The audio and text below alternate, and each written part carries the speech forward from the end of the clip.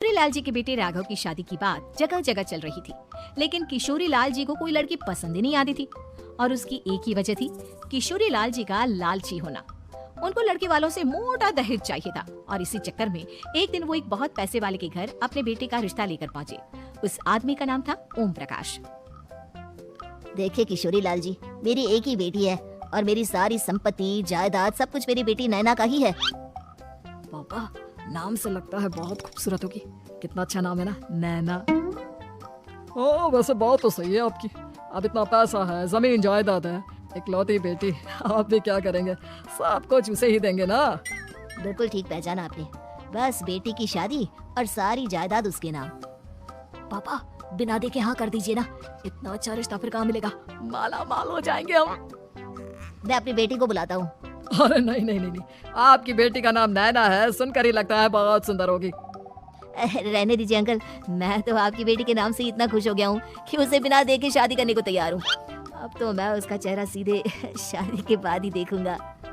और इस तरह राघव नैना का चेहरा नहीं देखता और उससे शादी कर लेता है। शादी के बाद अपनी सुहाग रात पर जब राघव नैना का घूंघट उठाकर देखता है तो नैना की आंखें बंद थी। कितनी खूबसूरत हो तुम नैना, जरा अपनी आंखें खोलकर मेरी तरफ देखो तो सही। नहीं, मुझे शर्म आती है। अरे, मैंने तुम्हें शादी से पहले भी नहीं देखा और अब अगर तुम आंखें खोलकर मुझे देखोगी भी नहीं तो मुझे अच्छा कैसे लगेगा? इससे पहले कि नैना अपनी आंखें खोलकर राघव की तरफ देखती, अचानक से लाइट चली गई और राघव नैना को पूरी तरह से देख भी नहीं पाया। अगली सुबह नैना राघव के लिए नाश्ता बनाकर लेकर आई। अरे ये क्या, आधा पराठा सीका हुआ है और आधा बिल्कुल कच्चा। ये तुमने क्या किया नैना? बहू, तुमने क्या आधा पराठा तवे से नीचे लटका कर रखा था जो आधा सिका है और आधा कच्चा? मुझे जितना दिखेगा उतना ही तो सीखूंगी ना पापा जी। जहाँ जहाँ मुझे नजर आ रहा था वहाँ मैंने सीख लिया, जहाँ जहाँ नहीं दिखा वहाँ कच्चा रह गया होगा। इसका क्या मतलब है? ये कैसा मजाक कर रही है तुम? अरे बहू, तुमने इतना लंबा घूंघट क्यों लगाया हुआ है? देखो, हमारे घर में बहुओं को बेटी की तरह रखा जाता है और फिर तुम तो इतना सारा माल लेकर आई हो। देखो, ये घूंघट डालकर रखने की कोई जरूरत नहीं है। हाँ नैना, पापा जी ठीक कह रहे हैं, तुम तो आराम से रहो, अपना ही घर समझो। नैना अचानक से अपना घूंघट उठा लेती है। अरे ये क्या पापा, नैना की तो एक आंख फूटी हुई है। नाम से नैना, लेकिन ये तो कानी बहू निकली। मेरे साथ धोखा हुआ है, धोखा। बिना दिखाए अपनी कानी लड़की मेरे संग ब्याह दी। मुझे कानी भी नहीं चाहिए। मुझे अभी ओम प्रकाश जी से बात करनी पड़ेगी। आखिर उन्होंने मेरे साथ ऐसा किया क्यों? अरे, आप लोगों ने ही तो पापा से कहा था कि आप लोग शादी से पहले मुझे देखना नहीं चाहते। अब मेरे पापा पर क्यों इल्जाम लगा रहे हैं? अरे लेकिन उन्हें बताना तो चाहिए था ना कि तुम कानी हो, एक आंख से तुम्हें दिखाई नहीं देता। किशोरी लाल और राघव नाराज होकर ओम प्रकाश को अपने घर बुलाते हैं। पापा जी, ये आपने क्या किया? शादी से पहले बताया क्यों नहीं कि नैना की आंखों में परेशानी है? अरे, आप ही ने तो लड़की देखने से मना कर दिया था। और लेकिन आप बता तो सकते थे। आपको तो हमारी बेटी की प्रॉपर्टी चाहिए थी, वो भी पूरी की पूरी। अब क्या हुआ अगर उसे आधा दिखाई देता है? प्रॉपर्टी तो आपको पूरी मिल गई ना। अरे ये क्या बात हुई? मेरी शादी प्रॉपर्टी से नहीं, आपकी बेटी से हुई है। अब ये तो पहले सोचना चाहिए था, तब तो मेरी प्रॉपर्टी देखकर तुम्हारी जुबान लपलपा रही थी। लेकिन मैं कानी लड़की को अपनी बीवी बनाकर नहीं रख सकता। पापा, कुछ करिए ना आप। हाँ, करता हूँ। देखिए ओम प्रकाश जी, आप हमारे साथ ऐसा नहीं कर सकते।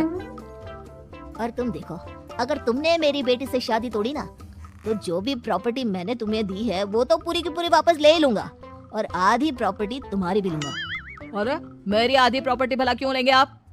इसलिए क्योंकि मेरी बेटी को आधा नजर आता है और उसकी नजर अभी तक तुम्हारी आधी जायदाद पर ही पड़ी है। अब तुम उसे घर से निकालोगे तो कुछ तो लेकर जाएगी ना। और अगर हम आपकी बेटी को अपने घर की बहू बनाकर रखे तो? तो तुम्हारी पूरी प्रॉपर्टी तुम्हारी ही रहेगी और जो मैंने तुम्हें दिया है ना, उसमें से बस मैं आधा लेकर जाऊंगा। अरे लेकिन अब आप अपनी दी हुई प्रॉपर्टी में से आधी वापस क्यों लेकर जाएंगे? अगर मैं आपकी बेटी को अपनी पत्नी बनाकर रखने को तैयार हूँ तो? इसलिए ताकि भविष्य में अगर तुम मेरी बेटी को धोखा दो तो उसके पास कुछ तो रहे जो पति का हो। वैसे मेरे पास तो बहुत कुछ है, लेकिन अपने पति की कोई निशानी तो उसके पास होनी चाहिए ना। अब अगर तुमने मेरी बेटी को कानी कहा तो तुम्हें प्रॉपर्टी भी कानी ही मिलेगी, पूरी नहीं। जमाए राजा। किशोरी लाल और राघव समझ चुके थे कि वो बुरी तरह फंस चुके हैं और अब उनके पास वहाँ से निकलने का कोई चारा नहीं है। अब समझ में आया ना, लालच बुरी बला होती है। एक तो तुम्हें प्रॉपर्टी मिली, ऊपर से बीवी मिली, उसमें तुम्हें नखरे भी दिखाने हैं। आए बड़े, चुपचाप बैठो तुम। कुछ दिनों के बाद नैना राघव की कार लेकर बाजार घूमने निकलती है और जब कार लेकर वापस आती है ये क्या, एक तरफ से मेरी गाड़ी पूरी खराब हो चुकी है। लगता है तुमने मेरी गाड़ी को किसी दूसरी गाड़ी के साथ एक्सीडेंट किया है। अरे अरे, कितना बड़ा नुकसान कर दिया तुमने बहू। वो क्या है ना पापा जी, मुझे एक आंख से दिखाई नहीं दे रहा था, सामने से गाड़ी आ रही थी। मुझे तो सिर्फ आधा ही दिखाई दिया और वो गाड़ी मेरी कार से रगड़ती हुई निकल गई। अब मैं क्या करूं बताओ? अब इसे ठीक कराने के पैसे कौन देगा, तुम्हारे पापा? तुमने मुझसे इस तरह से बात की? अभी रुको। नैना राघव की शिकायत ओम प्रकाश को कर देती है।